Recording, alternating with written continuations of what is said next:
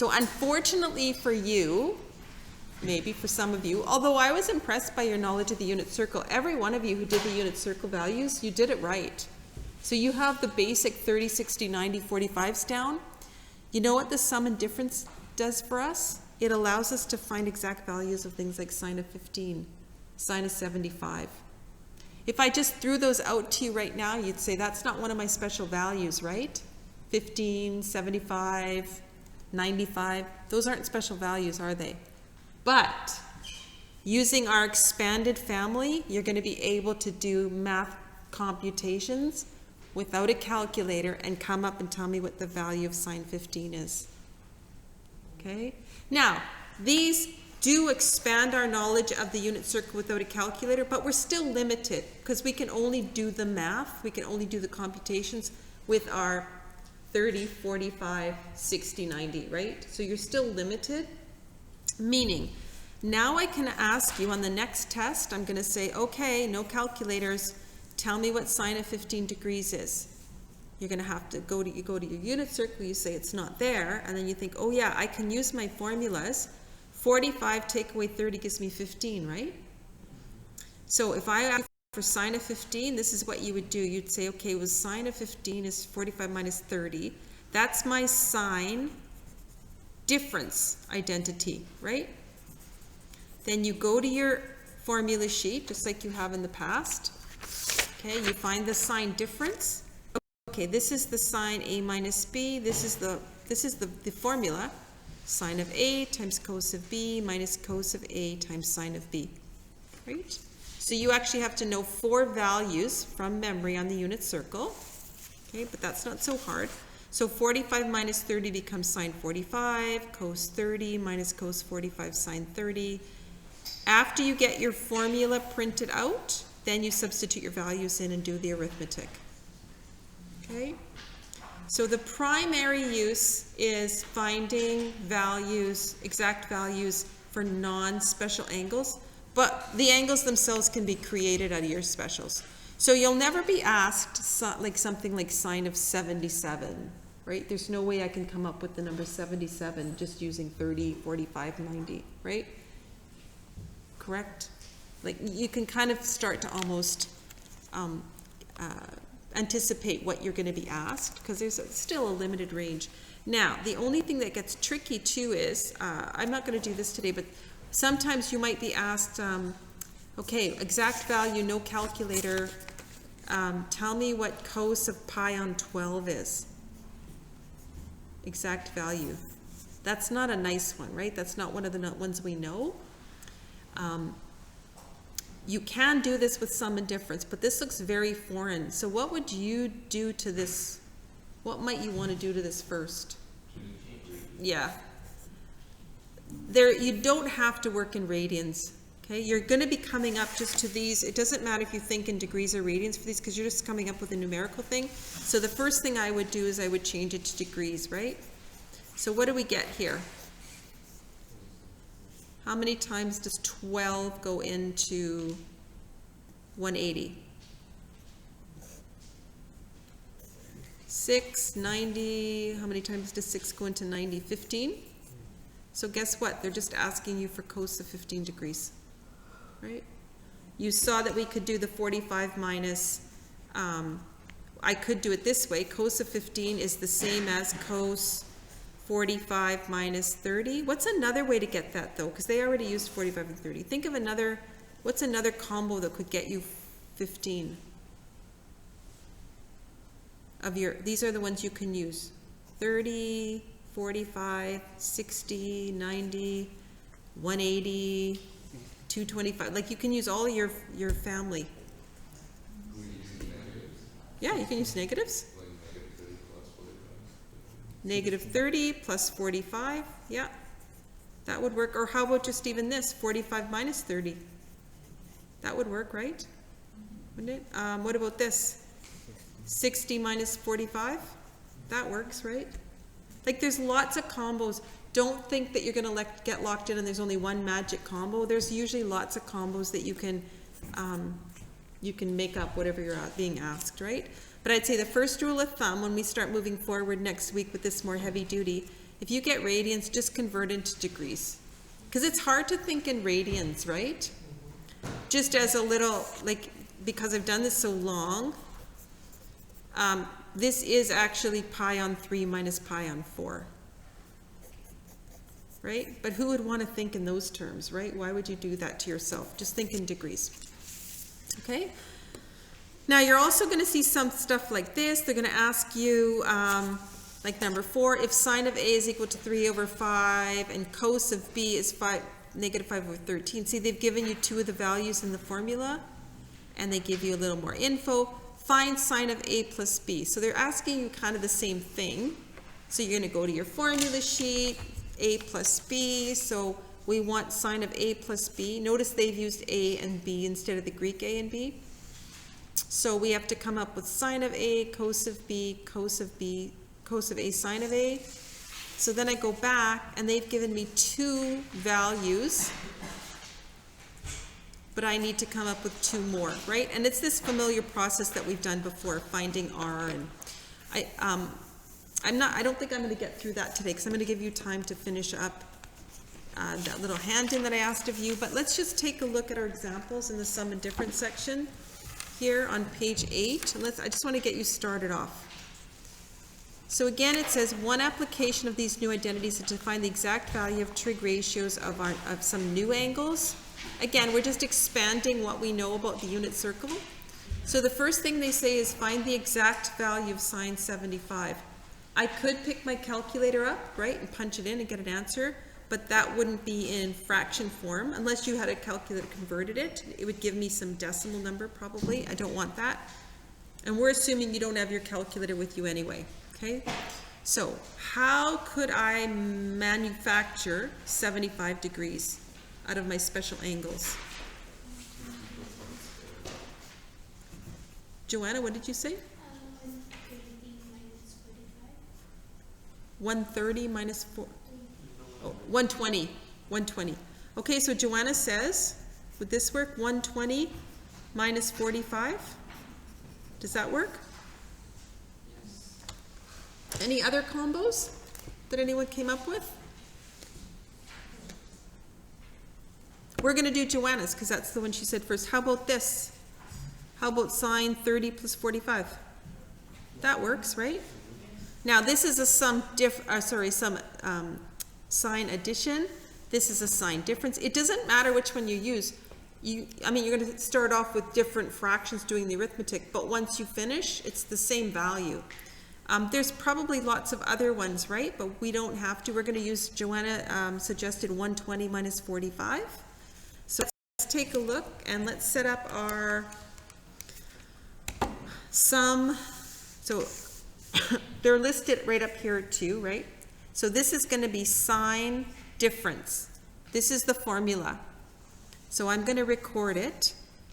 So sine of 120 minus 45. Okay, and if you want, this is A and this is B, right? This is my A, this is my B. So that's going to equal sine of A times cos of B. Agreed? Subtract cos of angle A times sine of angle B. Is that okay? Would it be cos of negative 45 or positive 45? No, because, okay, let's look at the formula. You don't have to worry about the plus or the minus because they gave, Eduardo, they gave you a formula for if the angles are added together or if the angles are subtracted. So I'm using this form. So see what happens.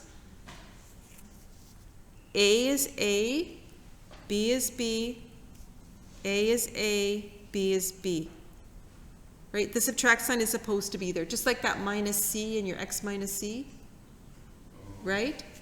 It is designed to have the minus in here.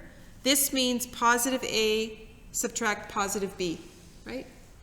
So positive A, positive B, positive A, positive B. Okay. So this is positive A, subtract positive B.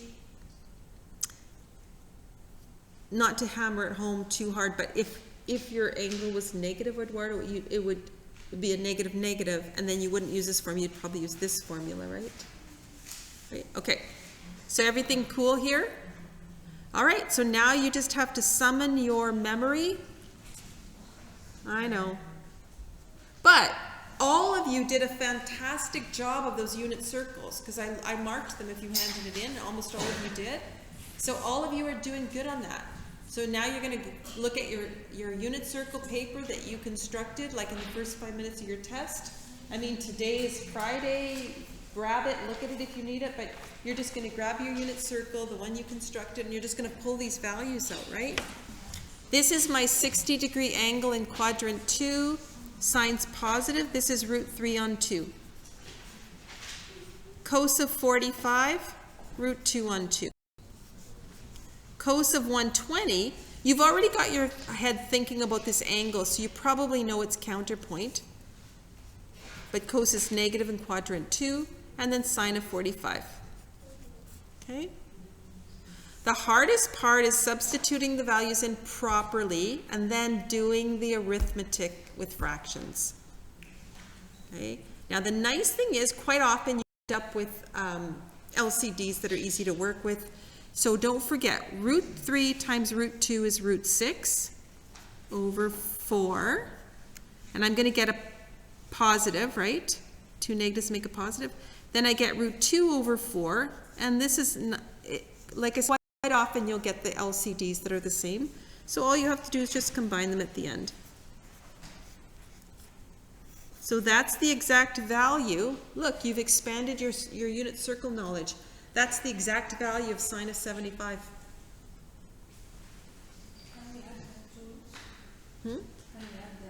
No, they're not like terms. You could multiply them, Rahel, but you can't add them. You can only add radicals if you have, like, if I had 2 roots of 3 plus like 5 roots of 3, then I can add them.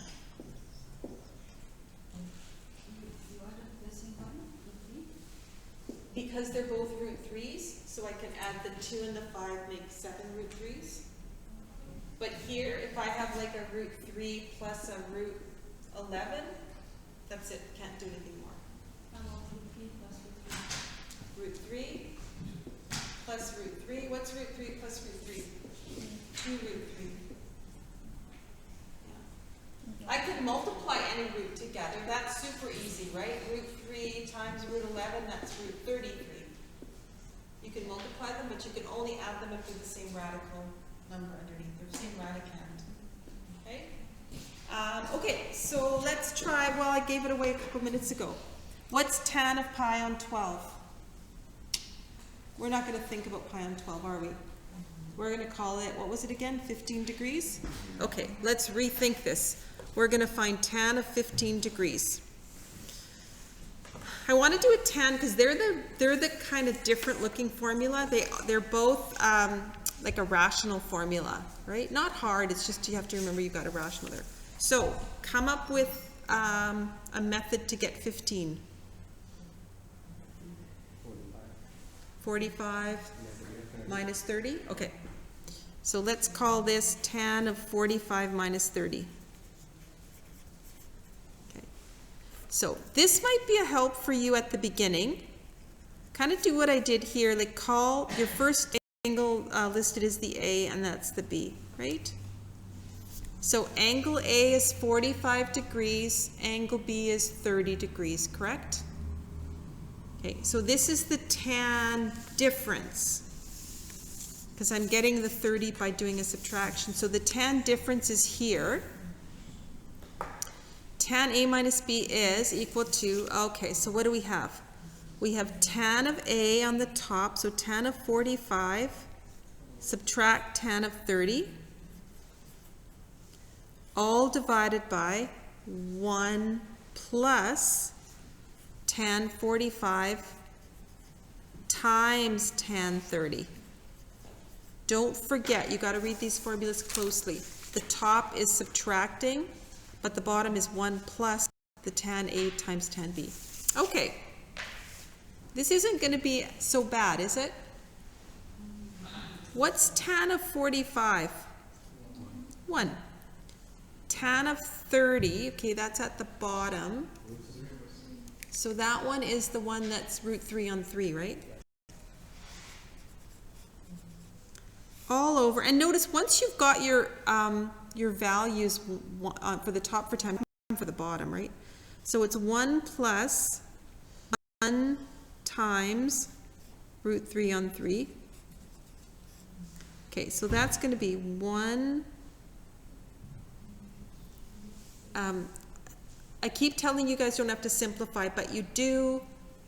You can't leave it fractions on fractions, so you're going to have to combine, do a little bit of combining, right? So this would be 3 minus root 3 on 3, agreed? All divided by, so this is 1 plus root 3 on 3, so it's going to be 3 plus root 3 on 3.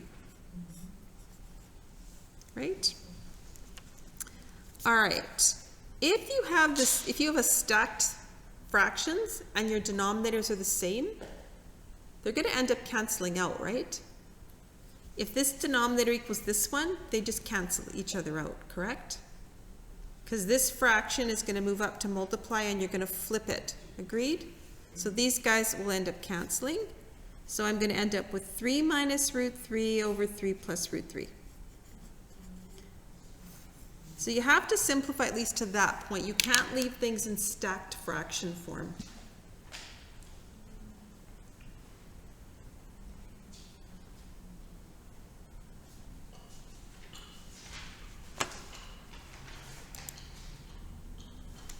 Questions? No?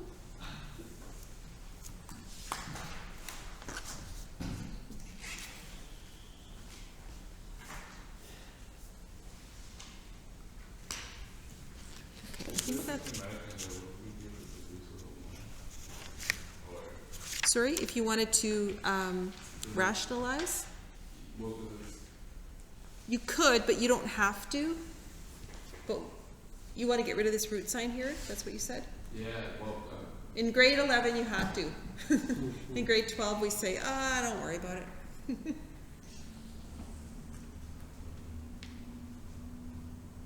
would it not be? I understand if it bothers you because you've been drilled into that you can't leave radicals at the bottom. So it's hard to accept that you can now. But, okay, I'm going to assign a little bit of homework. I'll come talk to you after.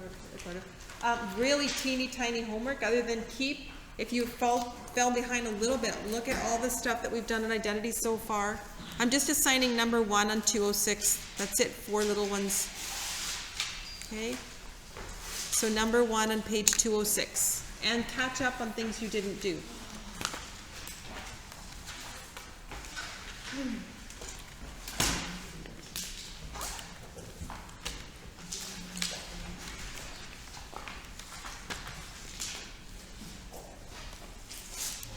And then hand in that paper to me too before you leave. This one? Yeah. It's the mark? It's not for marks, but it's for fact, which is really important, right? There's lots of little things that can go wrong with identities too, right? Just displaying your work properly,